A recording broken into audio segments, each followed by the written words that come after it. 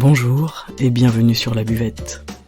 C'est le podcast qui fait du bien et c'est le podcast où l'on parle de vous. Je m'appelle Margot Bussière, je suis coach de vie humaniste et à travers ce podcast, je vous accompagne vers un mieux-être, un mieux vivre, un épanouissement intérieur ainsi qu'un éveil de votre conscience et pourquoi pas de votre spiritualité. Je vous remercie d'être là aujourd'hui et je vous souhaite une excellente écoute.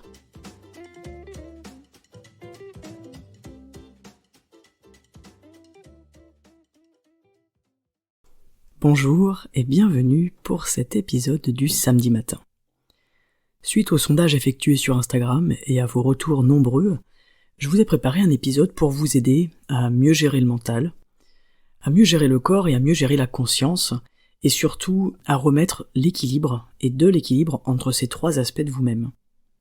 J'en profite pour vous remercier pour vos réponses et votre participation, et j'espère que cet épisode répondra à vos questions, à vos questionnements et à toutes vos demandes. On va commencer avec le mental qui s'agite et qui est omniprésent. Comment faire et d'où ça vient ? La question du mental, ça rejoint le fait d'être souvent dans sa tête, et c'est là où utiliser le corps va être une clé pour sortir de ce tourbillon infernal que l'on appelle le mental. Ça rejoint aussi ce besoin très fort que l'on ressent en fin de journée de se vider la tête, et c'est bien normal. C'est normal pourquoi ? Eh bien parce qu'on est énormément dans notre tête. Et en fait, on ne veut pas nécessairement la vider, on veut lui échapper. On veut et on a besoin d'échapper à notre mental.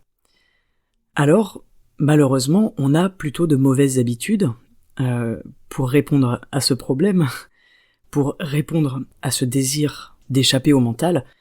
On va avoir tendance, le soir, en fin de journée, eh bien, à manger du sucre, à boire de l'alcool, peut-être à prendre des stupéfiants pour certains, à comater devant des films, des séries.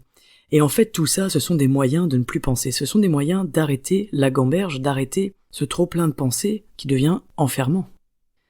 Alors évidemment, il existe d'autres moyens qui sont plus sains pour se libérer un peu de ce mental-là. On peut évidemment pratiquer une activité physique, c'est un très bon moyen pour libérer le mental, mais pratiquer également une activité manuelle, quelque chose qui demande de la minutie. On peut aussi écouter de la belle musique. J'insiste sur belle musique puisque je vous ferai un épisode prochainement sur la relation entre ce qu'on entend et notre santé. Donc vraiment tout ce qui est lié à l'oreille et à qu'est-ce qu'on choisit d'écouter et d'entendre. Dans la musique, il est intéressant d'aller écouter des choses qui élèvent votre âme. On peut aussi regarder un paysage, s'émerveiller. Aller marcher par exemple et regarder un coucher de soleil. On peut également lire un livre, prendre un bain, se faire masser ou se masser soi-même. Respirer, évidemment, méditer, bref, toutes ces choses-là, elles fonctionnent et chacun d'entre nous aura sa préférence. À titre personnel, ce que j'aime faire après une grosse journée, eh bien c'est soit d'aller me promener, je vais marcher même si je suis en ville, ou alors je vais m'occuper de mon lieu de vie, je vais ranger, faire du tri, faire de la place, parce que ça libère aussi la tête et l'esprit de faire du propre et du rangement chez soi. Ça peut paraître idiot, mais ça fonctionne. Ou alors j'adore aussi aller retrouver des copains, discuter, échanger, les écouter, être dans l'interaction et ne plus penser nécessairement à moi, à mes tracas, à mes problèmes du moment. On peut aussi choisir tout simplement de se poser chez soi, dans son fauteuil, avec une tisane, avec un thé, et on peut choisir de ne rien faire. On peut choisir de laisser nos yeux divaguer dans une pièce, et de développer une pensée bienveillante et positive. C'est-à-dire qu'on peut, à ce moment-là, choisir de faire un petit bilan des choses chouettes qui nous sont arrivées dans la journée, et de pratiquer l'art merveilleux de la gratitude. Ça fait beaucoup de bien. Bref, il y a autant d'idées et de moyens que d'individus. C'est à vous de trouver votre échappatoire, votre libération mentale pour quelques minutes, et d'ailleurs, quelques secondes ou quelques minutes de déconnexion suffisent, puisque l'important en fait dans ce cycle infernal du mental, c'est de le briser, c'est de briser l'activité mentale qui se déchaîne en fait depuis le matin où vous êtes réveillé. Donc dans la journée, vous pouvez tout à fait trouver des moyens pour créer cette cassure dans ce trop-plein de pensées, pour créer une cassure dans cette agitation. Et ça vous sera extrêmement bénéfique. Alors ça nous amène à comment faire pour couper le mental et aller plus dans la conscience. Et bien là encore, c'est une question d'équilibre avec notre corps. Déjà, je vous invite à prendre l'habitude de bouger suffisamment. Ça c'est ok, on l'a intégré, mais la question c'est comment ? Bouger oui, mais comment ? Et en fait, dans la conscience, pour apaiser le mental, il va falloir bouger avec lenteur. C'est ce qu'on fait dans le Qigong et dans le Tai Chi par exemple. On va éviter les sports qui épuisent et qui excitent et qui font transpirer. La transpiration, c'est une perte de minéraux, c'est un épuisement du corps. Il va falloir de la douceur, de la lenteur, ce sont vraiment les maîtres mots de notre activité pour couper le mental et aller dans la conscience. L'activité physique, l'utilisation du corps, ça va nous permettre de couper notre mental pour un laps de temps, et ça fait du bien sur l'instant, mais aussi à long terme. C'est ça qui est très intéressant. À chaque fois que vous allez réussir à couper le mental, même pour un petit laps de temps, ce sera bénéfique. Alors pour étayer cette pensée, je vous invite à pratiquer un petit exercice qui est très sympa, c'est de prendre des temps de respiration dans une journée. Donc dans cet exercice, on va mettre par exemple des rappels sur son téléphone, en aléatoire, comme vous le souhaitez, pour prendre entre 30 secondes et 1 minute, 2 minutes, 3 minutes, comme vous le sentez, pour respirer en conscience avec le corps, avec le ventre. Et dans cet exercice-là, donc on va avoir le petit rappel qui va sonner par exemple à 12h08, et hop, là on se met en conscience, on respire avec le ventre, on sent l'air qui passe dans notre nez, qui passe dans notre gorge, qui vient emplir nos poumons et qui vient gonfler notre ventre, et puis on relâche le souffle tout doucement. Et en fait, faire tout simplement ça dans la journée plusieurs fois, c'est déjà génial. En médecine chinoise, on dit que pour être en bonne santé, la base, c'est de sourire de l'intérieur, de mettre de la joie à l'intérieur, et de respirer en conscience avec le ventre. Et si vous faites ça de manière régulière dans vos journées, il y a énormément de choses qui vont changer à l'intérieur de vous. On ne s'en rend pas compte, et en fait c'est juste qu'on n'est pas habitué à ça, et qu'on ignore complètement l'impact incroyable que ça a sur nous. C'est gratuit, c'est à la portée de tous, alors pourquoi vous en priver, pourquoi ne pas essayer ? La respiration, elle est utile pour tout. Par exemple, quand j'ai une douleur quelque part, plutôt que de prendre un cachet de manière automatique, j'essaye avant, en premier lieu, c'est le premier réflexe, j'essaye de respirer sur la douleur, c'est-à-dire que je vais visualiser l'endroit où j'ai mal, et je respire en imaginant que l'air à l'intérieur va sur la douleur. Il enrobe la douleur, il l'entoure, il la nourrit, il la soigne, et ensuite, donc j'expulse l'air, et je reprends une bouffée d'air, et je recommence le processus. Eh bien, je vous assure qu'il y a bien des fois où ça a fonctionné, et où j'en suis toujours émerveillé, surprise. À chaque fois, je me dis c'est incroyable, parce que ça fonctionne. Et la douleur, elle s'en va avec douceur, et elle s'en va naturellement.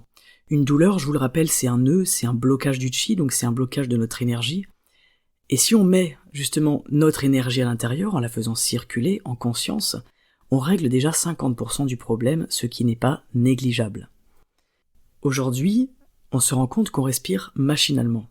Pourtant, sans respirer, on meurt. Vous le savez, je ne vous apprends rien. Et c'est assez dingue qu'une chose si essentielle ne soit même plus portée à notre conscience. Respirer, c'est maintenir la vie à l'intérieur de nous. Et respirer, c'est aussi une manière de s'occuper de nos organes. Respirer avec le ventre, ça fournit un massage intérieur à vos organes. Et je trouve que cette vision-là, quand on l'a à l'esprit, elle nous fait respirer différemment. On a l'impression d'englober nos organes avec notre souffle, avec l'air et tout ce qu'il apporte à l'intérieur de nous.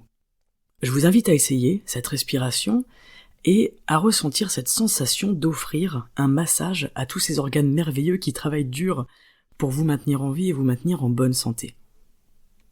Et je vous invite aujourd'hui à faire attention à votre respiration. De temps en temps, même ponctuellement, quelques fois dans la journée, c'est déjà énorme comme conséquence. Au sujet de l'agitation mentale, le trop plein de pensées, la gamberge, le fait de cogiter, ou même le fait d'être sujet à des insomnies, tout ça c'est lié à un stress. Et en fait c'est un moyen de répondre à un stress, mais c'est une mauvaise réponse. C'est une réponse qui n'est pas adéquate. En fait c'est quand on n'a pas de réponse à une problématique que l'agitation elle s'installe. Et ça c'est aussi intéressant de l'avoir à l'esprit. L'agitation s'installe quand on n'a pas de réponse à une problématique. Dans cet état-là, on va avoir un taux élevé de dioxyde de carbone dans notre sang. L'agitation, elle est donc liée à notre manière de respirer. Et ça, c'est une clé essentielle pour essayer de la réguler. Si je suis contrarié, je vais me contracter physiquement, je vais bloquer plus ou moins ma respiration. Et donc, mon niveau d'oxygénation va diminuer. Ce qui fait d'autant plus monter mon agitation intérieure. C'est un cercle vicieux. Donc là, qu'est-ce qu'on a à faire ? Eh bien, on a à mettre des choses en place pour augmenter notre respiration.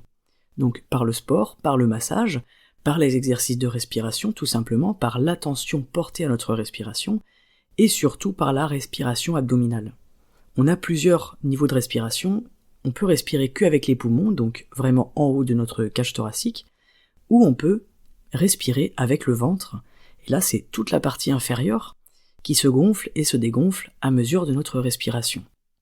Ce qui est intéressant aussi, c'est que souvent, quand on est agité, on fume, donc pour les fumeurs évidemment, et temporairement ça va calmer. Mais en fait, la réalité c'est que ça diminue encore plus le niveau d'oxygénation. Et c'est comme ça qu'en fait on peut garder pendant des semaines, des mois, des années une agitation à l'intérieur de nous, jusqu'à ce qu'on fasse enfin quelque chose qui change notre respiration, qui nous oxygène et qui diminue enfin notre niveau d'agitation interne. Pour calmer l'agitation, on a la respiration. Mais il y a aussi le mouvement. Ce mouvement-là, il va falloir l'orienter pour évacuer en fait la chaleur et calmer l'intérieur. Pour ralentir l'agitation, il va falloir ralentir le mouvement. C'est donc le principe du Qigong, c'est un mouvement lent qui va calmer l'agitation, calmer le mental, calmer la gamberge. Le Qigong, en plus d'être une activité physique, un loisir que vous pouvez pratiquer, c'est aussi une forme de médecine. C'est aussi quelque chose qui va vous faire du bien à votre santé mentale et physique. Mettre de la conscience dans le corps, dans la respiration, qu'est-ce que ça veut dire ? Parce que je vous en ai parlé dans le sondage, et j'ai bien vu qu'il y avait des incompréhensions, peut-être de la méconnaissance. Eh bien en fait, respirer en conscience, comme je viens de vous l'expliquer juste avant, c'est prendre des temps pour respirer.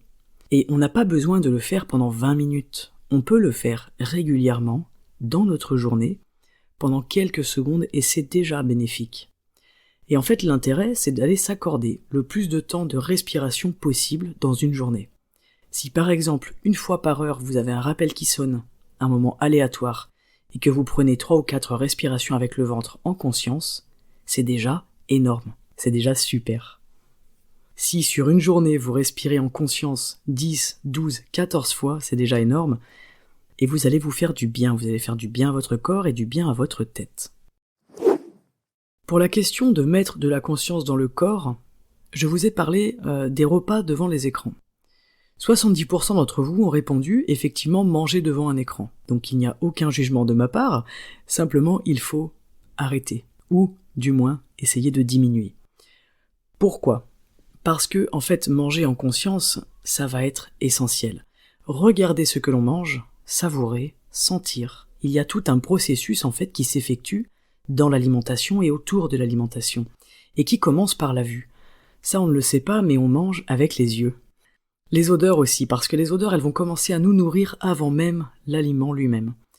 Les yeux, le cerveau, le corps et l'esprit, ils ont déjà emmagasiné ce qui se trouve dans votre assiette et ce que vous êtes en train de regarder, ce que vous voyez. Et ce sujet, il est passionnant, mais il est un petit peu long, donc je pense que je vous ferai un plus gros épisode avec l'importance et les impacts des couleurs de vos plats, de vos assiettes, de vos aliments, leur consistance, leurs odeurs, leur goût, etc. Parce qu'en fait, tout a un impact, il ne faut pas en douter. Mais c'est surtout intéressant de comprendre quels impacts est-ce qu'il y a derrière tout ça. Ça permet aussi de prendre d'autres habitudes en conscience. Donc, si je mange en regardant un film, mes yeux, ils regardent quoi ? Eh bien, ils regardent les images, ils regardent le film, et mon regard, il est porté ailleurs que sur mes aliments. Ce qui ne permet pas ce processus d'alimentation en conscience, et ce qui ne permet pas de s'alimenter pleinement. On s'alimente.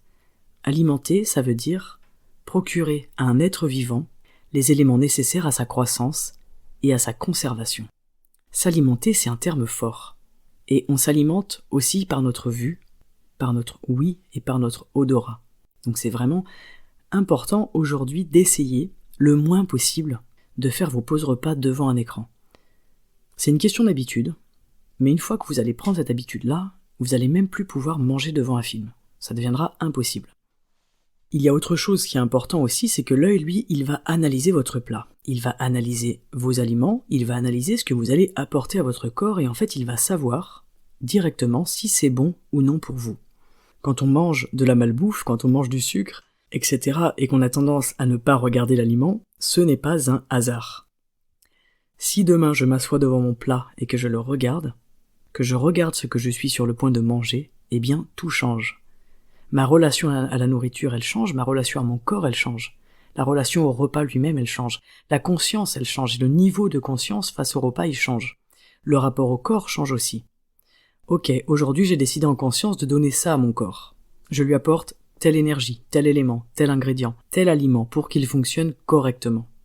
Bref, donc vous l'aurez compris, mettre de la conscience dans votre corps va passer par la respiration consciente, par l'alimentation consciente et par l'utilisation consciente de votre corps, dans chacun de ces mouvements.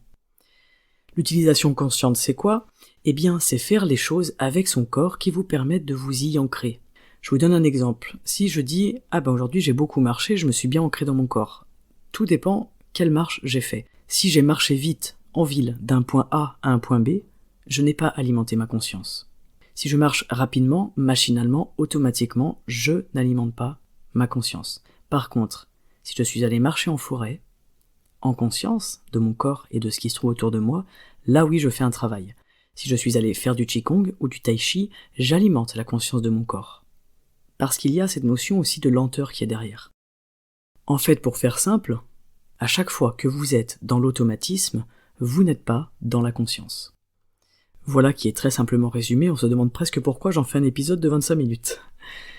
Choisissez en conscience de vous sortir de vos automatismes. Aujourd'hui, ça va être vraiment le mot d'ordre. C'est de choisir en conscience de sortir de vos automatismes. Je reprends l'exemple du fumeur, c'est un exemple que j'aime bien. Le fumeur, s'il fume en conscience, il va beaucoup moins fumer, il va peut-être même arrêter de fumer.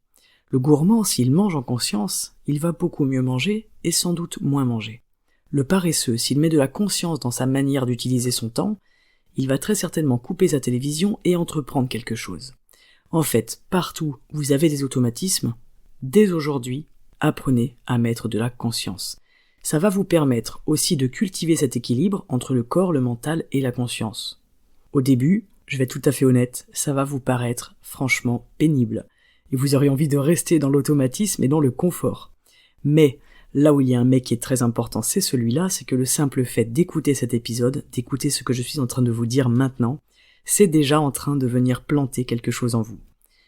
C'est déjà en train de venir semer des petites graines à l'intérieur de vous. Et dans la journée, vous allez sans doute avoir des micro-pensées pour cette histoire de conscience. Et là, le plus gros du job, il est fait. Vous n'avez plus qu'à mettre ça en pratique, de temps en temps, sur un court laps de temps au début, régulièrement, avec les rappels du téléphone si ça vous aide, si vous avez peur de ne pas y penser ou de ne pas y arriver. Sachez qu'être dans la conscience fait partie de votre nature profonde, et donc vous en êtes absolument capable. Et je vous assure que vous vous le rendrez bien. Dans l'épisode en 5 minutes qui précède celui-ci, je vous ai parlé de la notion de temps dans ces équilibres-là. Aujourd'hui donc, je vous invite à regarder en conscience et sans jugement le temps que vous vous accordez, le temps que vous accordez à votre corps, le temps que vous accordez à votre mental et le temps que vous accordez à votre conscience. Regardez où est-ce que vous donnez le plus de votre temps. Et ensuite, en conscience, essayez de rééquilibrer tout ça. Avec tous les outils dont je vous ai parlé jusque-là, et peut-être des outils à vous. Vous pouvez inventer vos propres outils, faire des choses qui vous parlent et qui ont du sens pour vous. Et vraiment, les questions, c'est quelle part de mon temps j'accorde à mon corps, quelle part de mon temps j'accorde à ma conscience et quelle part de mon temps j'accorde à mon mental. Ces questions, elles sont simples, les réponses sont un petit peu moins simples. Mais la solution, elle est vraiment simple. Déjà, c'est important d'accepter de ne pas être dans la conscience. C'est la première étape, c'est d'accepter d'être énormément dans le mental. Et de le voir d'un point de vue extérieur sans jugement et avec bienveillance. C'est déjà en acceptant de voir ce qu'il y a en vous que vous allez pouvoir avoir un moyen d'action derrière. Ok, moi je me rends compte aujourd'hui que je ne suis pas en conscience, je mange devant la télé. Bon, maintenant j'en ai conscience de ça. Qu'est-ce que je fais ? J'étouffe cette partie-là où je l'écoute et j'essaye ce soir de me faire un repas sans l'écran. Et je vais essayer de regarder ce que je mange. Et je vais aller sentir les odeurs, je vais regarder les couleurs, les consistances. Et je vais suivre le trajet de la nourriture, de ma bouche, du moment où ça touche mes lèvres, jusqu'au moment où l'aliment est dans mon estomac. Voilà pour cet épisode. Je sais qu'il y a beaucoup d'informations. Je vous invite à le réécouter. Et je vais le retranscrire celui-ci puisque il est dense et il peut être complexe à intégrer. En tout cas, là, vous avez toutes les clés en main maintenant pour changer ces choses-là, pour remettre de l'équilibre à l'intérieur de vous. Et je vous garantis que beaucoup de choses vont changer assez rapidement en mettant plus de conscience dans votre quotidien. Et je vous souhaite sincèrement de ne plus attendre et de vous lancer dans cette aventure merveilleuse de la conscience de soi. Je vous souhaite de vous offrir des temps de pause, de respiration de pleine conscience, de respiration abdominale. Je vous souhaite de manger en conscience, c'est absolument génial. Et je vous souhaite d'arriver à utiliser votre corps également de manière consciente, dans la douceur, dans la bienveillance, pour faire circuler en vous cette belle énergie qui vous habite et qui vous rend vivant. Voilà, c'est tout pour aujourd'hui, et c'est déjà beaucoup. Je vous le rappelle, si cet épisode il vous plaît et qu'il vous parle, n'hésitez pas à le partager autour de vous. N'hésitez pas également, pour soutenir ce podcast, à mettre un 5 étoiles et un commentaire sur vos plateformes d'écoute préférées. Je vous en remercie, ça me fait chaud au cœur et ça donne aussi de la visibilité à cette émission pour la faire découvrir à d'autres personnes qui en auraient peut-être besoin ou en tout cas l'utilité. Je vous attends nombreux sur Instagram sous le nom Margot Bussière pour répondre au prochain sondage et pour rejoindre cette belle communauté autour de la buvette. Je vous remercie, je vous souhaite une excellente journée, prenez soin de vous, soyez dans la conscience, soyez dans l'éveil de vous-même, de votre corps, de votre mental et de votre conscience. Et n'oubliez pas que peu importe ce que vous faites de votre mieux et c'est déjà très bien. Je vous donne rendez-vous mercredi prochain pour un nouvel épisode et en attendant, prenez grand soin de vous. À très bientôt sur la buvette. Ciao.